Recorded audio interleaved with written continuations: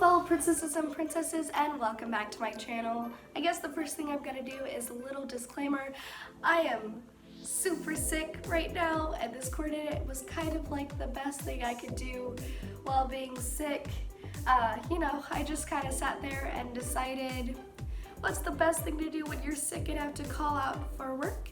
Go ahead and make a video for the work that you're gotta put in later. So this was not originally the video that I was gonna put out, or the first video that I was gonna put out for this month, but the video that I am or was planning to put out this month is taking a little longer just because it is an unboxing and review video and I haven't gotten the stuff in yet, so we're improvising right now. And again, sorry for the way that I sound, but like that's just gonna be the tone of this video today. Also, because I know somebody is gonna comment on it, there is pink in the print, so that is why there's pink on my head. I wish I was wearing a pink blouse, but I wore the black to match the lace. So we're coordinated here. It just looks it might look a little messy. So we're gonna jump into this video, which is gonna be the top 5 beginning Lolita mistakes and how to avoid them. Now, because there are a lot of videos on a lot of content about this topic, we're gonna try and not go for the usual things that people talk about. In that, I'm not gonna talk about specific coordinate mistakes. Well, I guess like one thing is kind of coordinate advice, but we're gonna try and stay away from that and look at Lolita obstacles more so, and just like Lolita mindsets, like things, beginning Lolita mindsets or mistakes that people make, and we're just gonna try and help with that today. So the number one thing that I wanted to talk about is probably the most obvious one. It's also the most controversial one. It's something that a lot of people have very strong opinions about. They are very strong-willed about it, and so it is one of the most common mistakes to make, as well as one of the worst common mistakes to make, and that is buying a replica. So when you're a new Lolita and you're buying anything off of anywhere, eBay, Amazon, Lace Market, literally anywhere, always make sure you do your homework on the dress you're supposed to be buying. And by that I mean just like look it up, compare photo images, make sure that you're getting the dress that you think you're getting. And this is not just to prevent you from getting scammed, but it's also to prevent you from kind of going through any type of embarrassment in the Lolita community, or you being a part of maybe like a scandal because either you didn't know or you did know and you chose to ignore it. And honestly, both of those are kind of bad. So for the first one, obviously you can just be informed. Look around, make sure you go on to, I can't remember what that site is called, but I will put a link to it down below in the description, and it's basically Lolita Library. Go on there and you will find basically kind of a thing of all of the dresses, and you can go on it and it will show you pictures of the dress, what it normally sells for, details about it, everything like that, so that you can know whether or not you're buying an actual dress or if you're buying a cheap knockoff that somebody has made. The other part of that is, if you know it's a replica, don't buy it. I've heard all of the excuses for buying the replicas, just like either they thought the brand piece wouldn't fit them, or it was cheaper than the brand piece and they liked the print, so that's what they got. The bottom line is that art theft is art theft, regardless of whether you think that they're stealing from big name brand companies or they're stealing from indie brands. Those artists and those creators do a lot of hard work to do what they do, and they deserve to be compensated for it. And so anytime you give money to somebody who is stealing, you're telling that person who is stealing that it's okay. You're also saying and endorsing the fact that it's okay to do that. And the bottom line is, it's just kind of, it's not. Stealing is stealing no matter what way you go around it, and you definitely don't want to be the one to endorse it.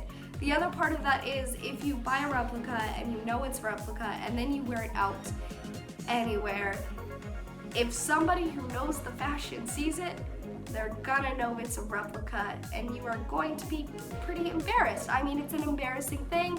People are definitely gonna call you out for it. They have several times in Closet of Frills or Day of Frills, one of those websites, but people will call you out on it, and they will tell you it's a replica and say that that's not okay. And while they mean it in the best intentions, it does tend to make other people very defensive for the people who bought the piece. And I just find it's better to just, if you're in that situation, don't be defensive about it. Be like, yes, okay, I know it's wrong, and just don't do it again. But if you're watching this video, then I can tell you, just don't do it in the first place. Obviously, you're your own person. You're gonna go out, you're gonna do whatever you wanna do, but it is one of the biggest, most common beginner Lolita mistakes. And it is the one that has, in my opinion, the most consequences. Because like I said, other people are gonna know it's a replica. You are gonna get called out for it. It can lead to many arguments, and in some points, bans from like groups in the community. And also, it's gonna give you a bad reputation before you've even had the chance to like go out and talk to people. And it also might ruin your experience. Like, you'll have a negative connotation with the fashion because you'll have a negative connotation to the people and to the replica that you bought. And it's just, it seems like a bad situation all the way around. So whatever your thought process is on that, I just recommend not. Number 2 is one of those things where I was talking about mindset or Lolita obstacles, which is basically just thinking you're too big for Lolita or that Lolita wouldn't suit you. Lolita fashion is for everyone.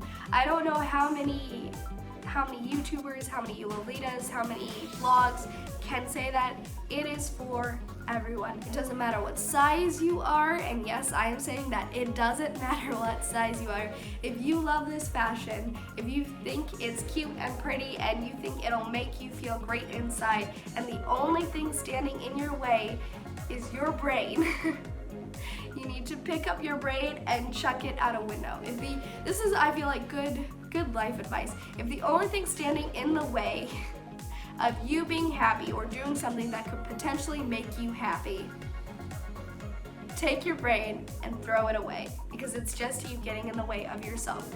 There are tons and tons of options of like advice columns of places, and I'm gonna talk specifically more about plus size, because this is also a reason I hear a lot about people buying replicas. It's just that like the brand piece they thought wouldn't fit them. There are tons and tons and tons of options for plus size Lolitas, for small Lolitas, for literally anyone. If you go on Devil Inspired, if you go to indie brands, some of them will have like custom sizing availability, and you can literally just put in your sizing options and they will make the dress to fit.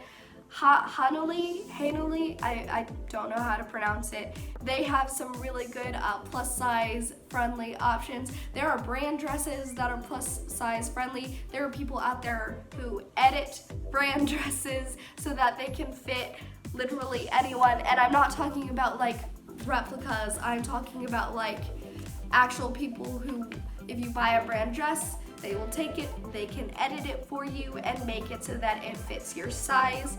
And for people who think that you should just never alter a brand dress, once you buy it, it is your dress to do whatever you want. I will put like a link up here to Lovely Lore's whole thing about that, but once you buy a dress, it is yours to do whatever you want with it. Edit it, you could throw it out in the trash, you can sell it, you can literally do anything to it. It is your dress, don't let anybody else tell you differently. There are tons and tons of plus size Lolitas here on YouTube that have blogs, they make content, and they're literally for you. They're literally for other people to listen, understand that their experience is not the only one out there. Like, there are other people who are feeling what you're feeling, who are doing what you're doing, and like they make it work just fine, and so can you. I mean, I did do research for this video, and so I have like a bunch of people. For YouTubers, there's Kalista, Melody, Pocata Lupe, Kitty Time, Petty Cats, there's Lady Maylene, Fluffy Kawaii Joe, Miano, and then I have like Hanali and devil inspired as like really good places to go and look for it. There are also tons and tons of Facebook pages.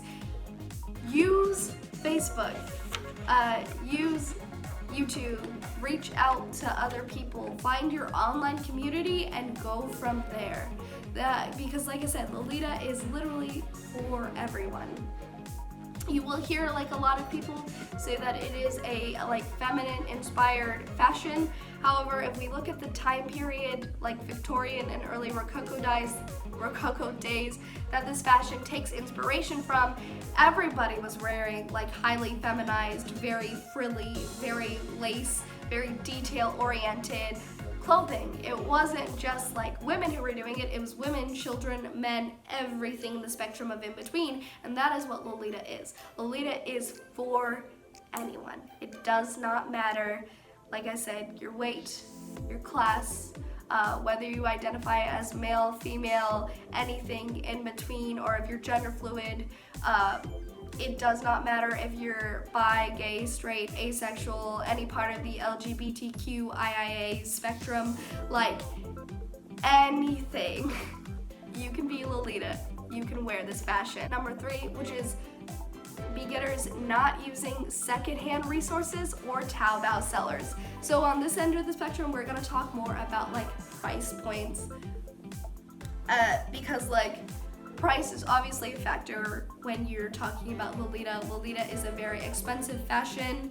Again, I'm gonna link a Lore video right here because she has a really excellent way of explaining why Lolita fashion is expensive, so I'm not gonna get into that. However, there are resources for whatever price points you're looking at. Like there are resources to do it. I myself, I'm in a ton of secondhand Lolita groups on Facebook. There's Taobao resellers. If you're good at using the shopping service, there are shopping services to shop from Taobao. There are tons and tons of options. If you're going through a secondhand and you're talking like buying from another Lolita, you can always ask about payment plans so that you can pay in increments for like that beautiful brand dress that you've dreamed of. Like there are ways to go about getting your dress, the dresses that you want, in your price range to your price point, and doing Lolita pretty cheaply. You just have to sit there and find it. Like it may take like weeks of scouring secondhand pages till the dress that you want pops up in your price range, but when it does, you can like go in, you can message the seller, you can do a lot, and you can definitely find Lolita for your price points. Most people are willing to work with you, most people are willing to help you out. So like I said, again, I do my research. I am a part of many of these groups, and so I am gonna list them right here. I'm not gonna link them in the description. Oh, guys, I can't talk. I'm not gonna link them in the description because that would take, honestly, forever to do.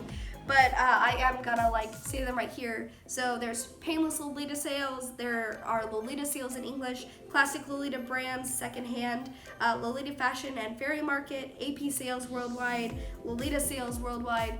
Guys, literally you could just go on Facebook and look up Lolita Secondhand, and literally tons and tons of pages and groups pop up, and you can go through and do their requirements, get all that stuff done, and be added to groups, and then honestly just start looking. Find things around in your price range, find things, dream dresses that you're looking for. Go out, do it, but utilize those secondhand resources, utilize Lace Market, utilize those Facebook groups, utilize the people. This is a fashion community for a reason. We are a community of people, all of us looking and dressing in similar things. We all love a similar aesthetic, and so a lot of people are willing to help. Number 4 is the coordinate advice that I was talking about earlier in the intro, which is putting together a coordinate before you have all the things to make the silhouettes. Now, what I mean by this is, we all know this feeling. You get a brand new dress, maybe it's your first dress, maybe it's a dress in a different colorway or style than you normally dress in, or you like just don't have things to coordinate with it, and so you put the dress on and you just kind of go out there, and maybe you take pictures in it and you post them somewhere, and people are like, you know, people give concrete online, and maybe it's just not the best thing.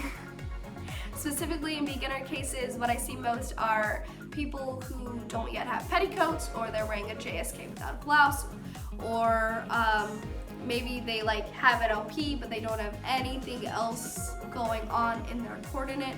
And so a lot of people are like, yeah, well, that's not really a full chord. You're kind of missing some things that would make it Lolita. And I find it's best to avoid this, because you don't want to have a negative experience so early in your Lolita fashion journey.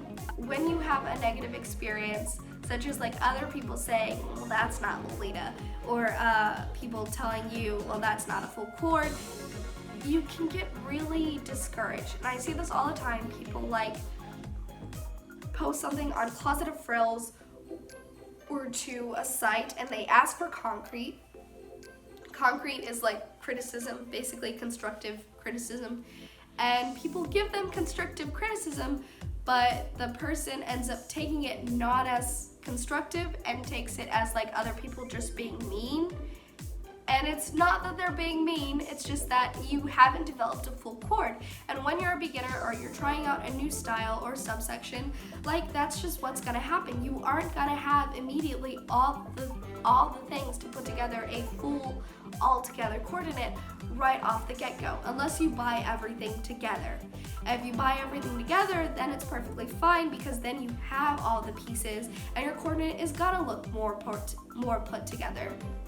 But if you're buying things in stages, I would say just hold off on putting that whole coordinate together or posting pictures or doing anything until you have everything. So let's say you get the dress but you don't have the petticoat.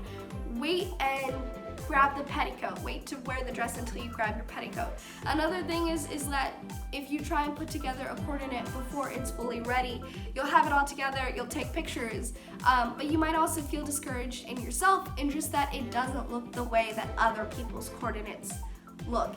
And you have to remember the coordinates that are posted to Instagram, the ones that you see on Facebook, on YouTube, these are people who have been in the fashion for a while or put a lot of time and effort into that coordinate. They put a lot of time into the accessories, into the petticoat, into the dress. They like looked deeply into that print and color matched themes and motifs. And like, as a beginner, you're not gonna be at that level yet. But also, if you try and put a coordinate together before it's ready at all, before you've looked at it and even attempted to match those things, it's not gonna come out looking good. And when you see yourself as that and you're like, oh, it doesn't look good, you might start to think that it's you and not just the fact that you don't have all the pieces together.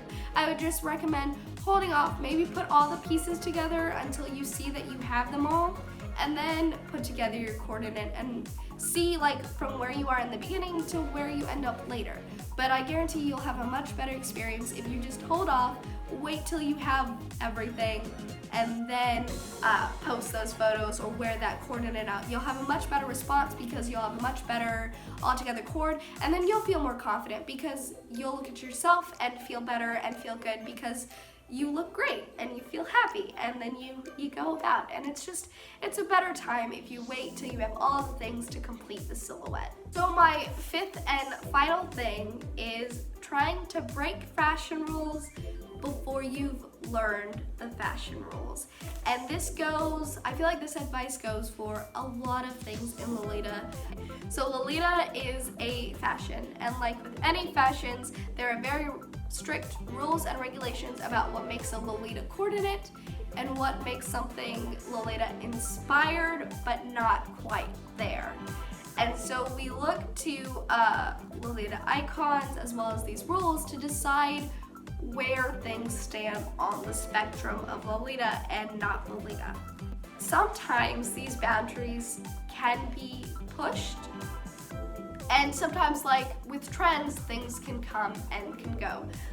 There was like a trend that's kind of popping up now where like even Angelic Pretty is making bunny ears, but earlier, if you go back in the days and look at earlier videos, people would tell you never wear animal ears with Lolita. It's not Lolita if you do it, it makes it a cosplay.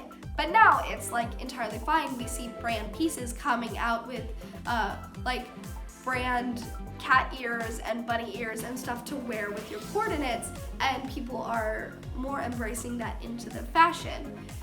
Same thing we see with like penawars. Like we still have a rule, or I still see a rule around where like your penawar shouldn't go longer than your dress. It should be like right where your dress hangs. But now you can wear penawars instead of blouses, and it's like a more acceptable thing to wear. Polar Lolitas have adapted like underskirts to go underneath their skirt to show underneath of it, so that it makes the silhouette the right kind of height, so that the skirt isn't too short. And beforehand it was like if anything is showing underneath your skirt, it's not allowed, it's not there. So fashion rules do change, they do bend, they do break. But you have to learn the original rules before you can do any of those. Before you wear like a JSK without a blouse, you have to learn why we wear the JSK in the blouse, and then you have to figure out some other way to counteract it. Sorry guys, coughing fit right there. So what I mean by that, I'll go back to the penawar thing that I seem to be stuck on today. When you wear the JSK and you're not wearing the blouse, it counteracts the rule of just like not having too much of your arm showing. You don't really want to have like bare arms or bare like things. Like normally even OPs will come down here. So really from this up, you don't really want to have that all showing. And penawars were a great kind of bend to that rule, because you're not showing anything up from here, but you're wearing something that's lighter, it's more sheer, and for people who live in hotter climates like me, because I live in Florida, it helps. It makes things cooler, it makes things easier.